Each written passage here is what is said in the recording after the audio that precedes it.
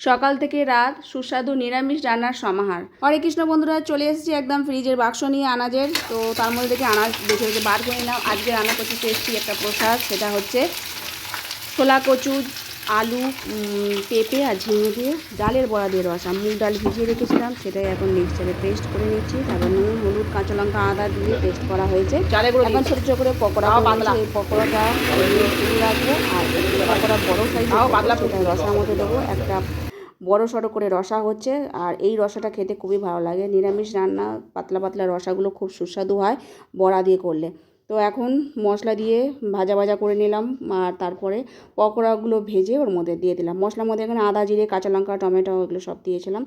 দিয়ে ভালো করে কষিয়ে নিয়ে জল ঢেলে দিয়েছি, ঝিঙেও দিয়ে দিয়েছি, একটু সাঁতলে নিয়ে তারপর নামিয়ে নিয়েছিলাম। তার সাথে করেছিলাম একটুখানি পাতা বাটা, একটা থানকুড়ি পাতা বাটা, তার সাথে আম, পেয়ারা, শসা, টক দই, মিষ্টি আর এই ছোটো ছোটো পকোড়া শুধু রেখেছিলাম, সেটাই দিয়ে ভগবানকে ভোগ নিবেদন করা হয়ে গেছে। খুব সুস্বাদু প্রসাদ হয়েছিল আজকে। তো সকলে মিলে এখন ওই প্রসাদ পাচ্ছে। এই বাটাটাও খুব সুস্বাদু হয়েছিল, শুকনো শুকনো করে কড়াই নেড়ে করেছিলাম তার সাথে।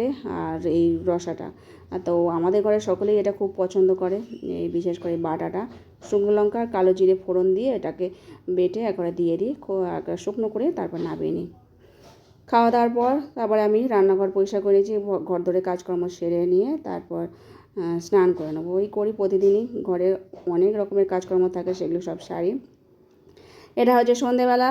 সন্ধেবেলা একটুখানি পকোড়া করছি। এটা সাবুদানা ভিজিয়ে রেখেছিলাম, সাবুদানার সাথে আলু ঝিরিঝিরি করে নিয়েছি, বেসন, চালের গুঁড়ো আর কাঁচা লঙ্কার কুচি দিয়ে নুন হলুদ দিয়ে ভালো করে মাখিয়ে নেবো, নিয়ে চ্যাপটা চ্যাপটা করে বড়া করব।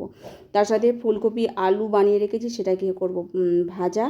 আর রাতে হবে রুটি, রুটি দিয়ে করি এই। আর ওবেলা ওই যে তরকারি করেছিলাম সেই তরকারি ছিল, তো মেয়ে আবার অন্ন আছে, তো সেই দিয়েই প্রসাদ পাবে, কেননা ওর ওই তরকারিটা খুবই ভালো লাগে ওরকম ধরনের রসাগুলো বড়া দিয়ে করলে। আর বিশেষ করে শোলা কচু আছে তো আর বলতে হবে না। তার সাথে আমি এখানে আটা মেখে নিয়েছি, ওগুলো ভাজতে দিয়ে, আর ওটা ভাজা হয়ে গেলে তেল একটু কমিয়ে নিয়ে আবার ফুলকপি আলুটাও ওর মধ্যে দিয়ে ভেজে নেবো, আর একটু পোস্ত ছড়িয়ে নেবো। তেল যা আছে এখন অনেকখানি তেল আছে, তো বেশি করে তেল দিয়েছিলাম, তার এটা ভেজে নিয়ে তারপর যেটুকুনি থাকবে নামিয়ে নিয়ে আর ফুলকপি আলু ভাজবো।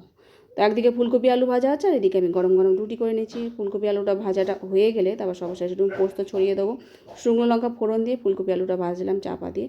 রুটি কটা করে নিয়ে তারপরে ভগবানকে সেবা দেবো। তো এখন ওই একদিকে ভাজা নাড়ছি আর একদিকে রুটি করছি গরম গরম ভগবানকে। তারপর পকোড়া দিয়ে, মিষ্টি দিয়ে আর শসা দিয়ে ভগবানকে ভোগ নিবেদন করেছিলাম। আর বাটিতে এই যে ফুলকপি আলু ভাজা।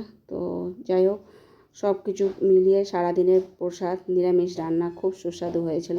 তো এখন সকলে মিলে রাতের প্রসাদ পাচ্ছি। আর তরকারি টুনি ছিল ওবেলার, যে তরকারি করছিলাম সেই তরকারিও আছে, তাই অল্প করে ভগবানের জন্য রুটি আর ওই সবজি ভেজেছিলাম। আর আজকের মতো ভিডিওটা এখানে শেষ করছি। সকলে ভালো থেকো, সুস্থ থেকো। হরে কৃষ্ণ।